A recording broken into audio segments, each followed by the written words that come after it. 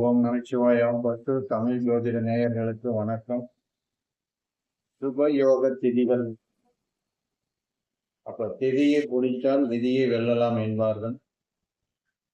வளர்பிறையில் என்னென்ன கிழமைகளில் வரும் திதிகள் நமக்கு ஒரு சுப யோகத்தை ஏற்படுத்தி கொடுக்கும்.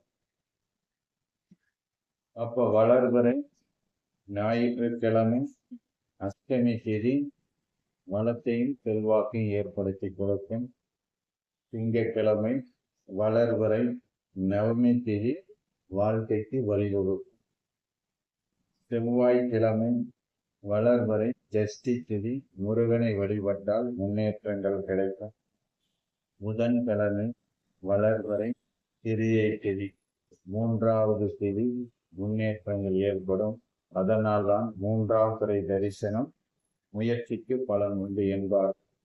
அடுத்த வியாழக்கிழமை வளர்பிறை ஏகாதசி திதி வளரும் செல்வாக்கு ஏற்படுத்தி கொடுக்கும். அடுத்த வெள்ளிக்கிழமை வளர்வரை திரியோதசி திதி. திரியோதசி திதியில் பிரதோஷம் தரும். அந்த பிரதோஷ நாளில் நாம் செய்யும் செயல் நமக்கு சிறப்பை ஏற்படுத்தி கொடுக்கும். அடுத்து சனிக்கிழமை சதுர்த்தி திதி. வளர்பிறை சதுர்த்தி திதியில் நாம் செய்யும் செயல்கள் நமக்கு பாக்கியத்தை ஏற்படுத்தி கொடுக்கும்.